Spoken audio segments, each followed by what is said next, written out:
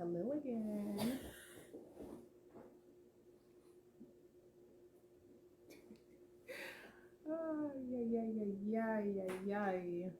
They're telling your followers that you have started a live. Thank you for informing my followers that I'm starting a live.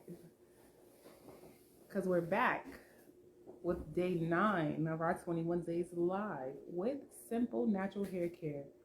I don't want to see that dog. Get her out of here. 21 days live. And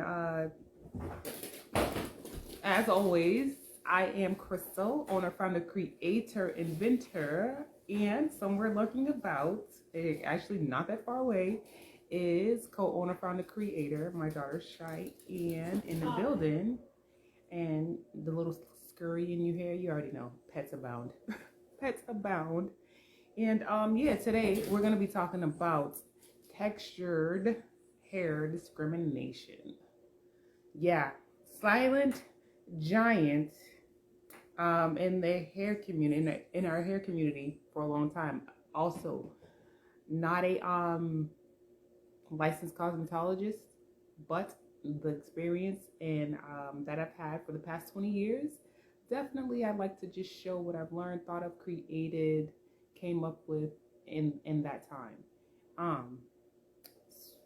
You already know. Like I said, like I said, textured hair discrimination has been a silent giant in the hair community for a long time. All the way back, dating from braids being used as maps to guide slaves and people, all the way out of, their enslavement, to having to cover our hair so their men wouldn't be staring at us, wouldn't be more attracted to us.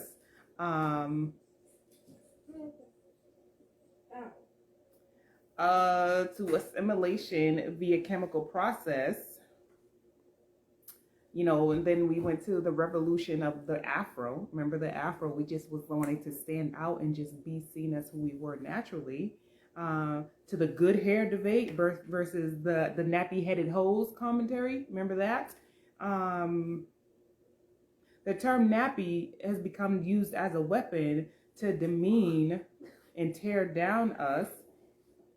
And now also it trickles down to our children as well. I'm reminded of, there is a young girl, a little black girl. She had her ponytails for the first day of school, and she came home. She was hyperventilating, bawling because of the bullying that she was experiencing at school.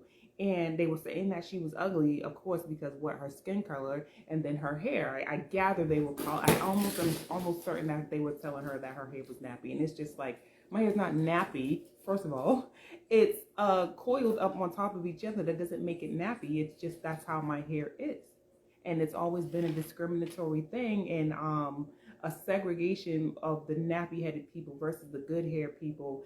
What is good hair anyway? If my hair is textured and it's healthy and it's not falling out, it's not breaking, splitting, falling, shedding, etc., then that's good hair. Whereas, because you have this curly pattern and oh my God, look at that pretty hair, that's deemed as good hair. That's not fair. So now it's gotten to the point where children are being born mixed intentionally, especially the girls, when they come out mixed, and oh my God, she's so pretty, look at all that hair, look at her pretty hair, look at the kind of hair she has, and she's so pretty because of her hair and the good hair that she has.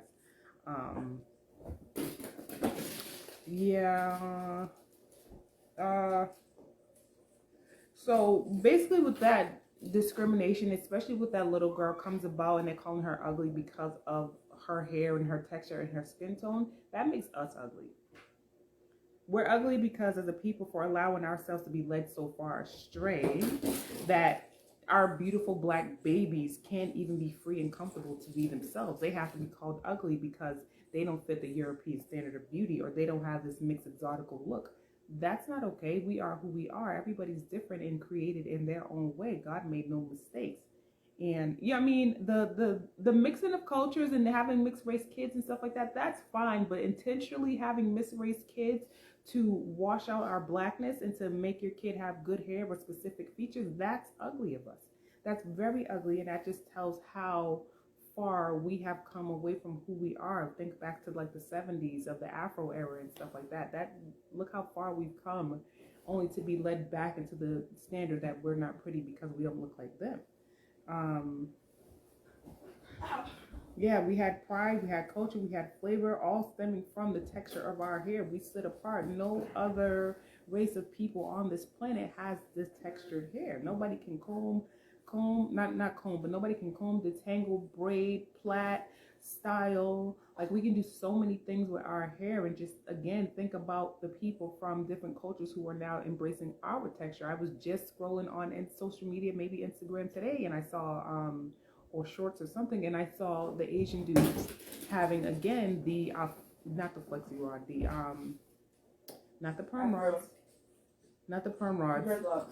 Now, they have the locks too. They definitely have the locks too. But also, what is the rod? The pipe cleaners. I keep forgetting the pipe cleaners. They had the pipe cleaner curls so that they can get the afro look and the afro textured hair. Like, that's bad. You know what I mean? They want to be us. Like, why can't we see that everything is? It's like it's been reverse psychology. Let's steal who they are. Let's take their essence and sell it back to them, by means of everybody else having the features and stuff that we made fun of, to now, like, oh man, think about the features. Like, yeah, but I'm talking about hair texture, but just think about different features. When I was in my teens, mid to early teens, the way I got bullied and stuff for my lips, having big lips, and the fact that now people are paying thousands of dollars to be injected so they can have lips that look like mine. Like, I was destroyed from childhood. I would always be, oh my God, I was every big lip in the book.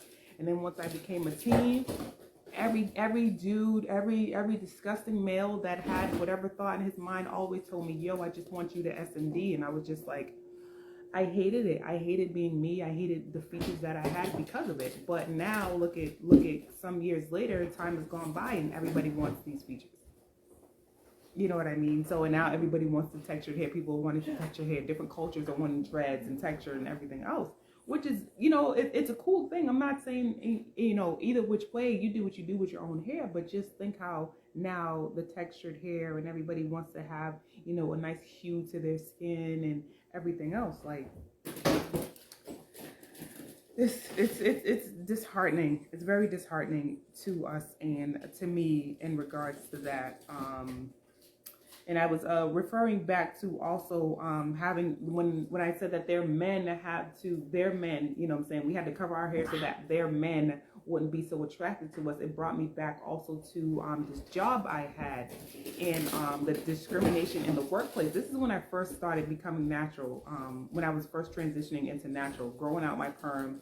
And I think I had braids. I did my hair braids. I took out the braids. So I'm like, all right, cool. Let me take the braids out. And I did these like two very loose twists, just to have something just to put my hair away because of the texture difference between the new growth and then the permed ends. So I got off the elevator, first thing I heard was, oh my God, you look like an African queen. I'm just like, okay, thanks. Like, you know what I mean? Like, it was a regal look and everything. I'm like, all right, cool. So then this one lady that was in the financial department with us, I think she was doing financial aid. First of all, when we do certain stuff, it gives me an ick. Why is she in her office crocheting her hair?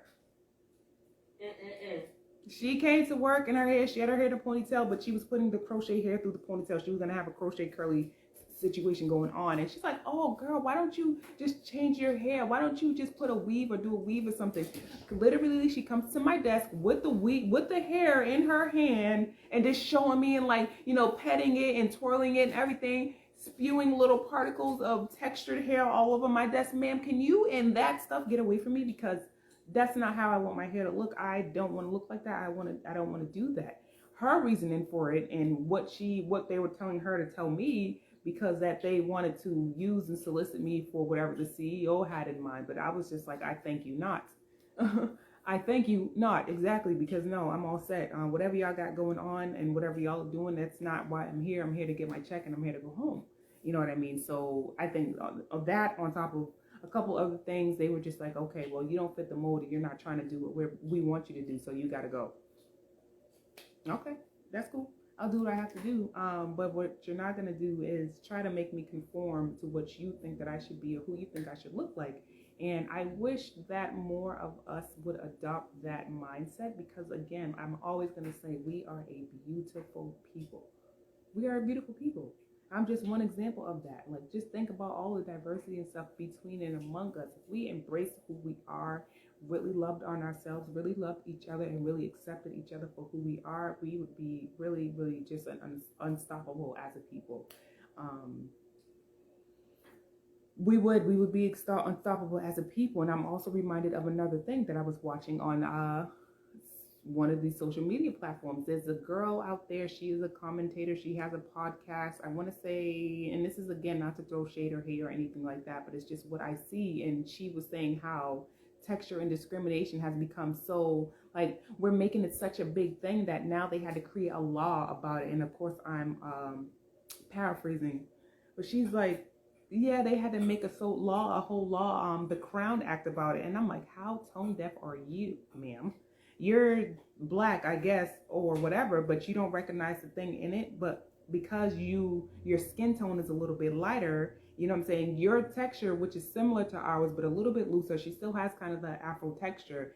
But it's like your skin color is the reason why you probably don't see it, because you would be accepted with our type of hair just because of your skin tone. But whereas if it was me, I wouldn't be able to be accepted with my Afro skin tone, my skin tone with my Afro texture. There's a difference. Like, how dare you say that we were whining and stuff about the discrimination in the workplace, so much so that they had to create a law. Of course they had to create a law because they were telling us we couldn't wear dreads in the workplace. I don't know how many experiences that we've gone through, the ones I just showed, where, oh, you should change this with your hair, or you should do this, or you should do that. And like I said, people were just commenting like, oh my God, you look like an African queen, you look like a goddess, like da da da da da. And I'm just like, okay, cool, whatever, thanks. But I wasn't taking it to that extreme. But the attention I was getting was so much so that they had to have the other black girl come in and say, hey, why don't you change your hair because XYZ? No, I'm all set. And yeah, like, yes, we did have to lobby and create a law or pass an act so that we wouldn't get discriminated in the workplace. Just because, how dare you tell me that what naturally grows out of my head, it's not acceptable to be in the workplace. This is this is how we wake up. And to mean to tell me that I have to damage and process and tension and all this stuff to my hair to manipulate it to be acceptable to you, no, that's not cool. It's not cool at all. So yes, there is an act in place, the Crown Act, in place just so that we can't be discriminated against in the workplace, so that we can work and do what we have to do. Point blank, period. And I'm here for it. I am. That's one thing I am here for. Not to say that we're political. We don't have no political affiliation whatsoever. We're just here to promote and discuss and have talks and hopefully empower our people and the people who are interested in our products to be more comfortable and help them maintain and grow healthy, beautiful hair for as many hair textures as applies to the products.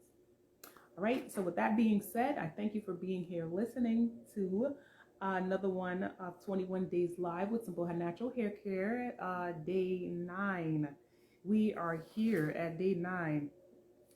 We got a couple more days of notes, and then we're going to be on the fly after that. I'm not going to let you guys know. I do have some things that I'm thinking about doing for the second half of this 21 Days Live. We're going to try to keep it going. Like I said, it's a personal challenge for me at this point.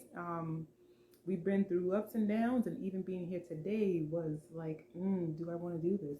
Yeah, I'm going to do this. I'm going to be here and try to keep going with this 21 Days Live. So again, thank you. We're all over social media. Facebook, Simple Natural Hair Care. YouTube, Simple Natural Hair Care. Hit the search filter, search the channel. We should be one of the first ones that pop up. Google Simple Natural Hair Care.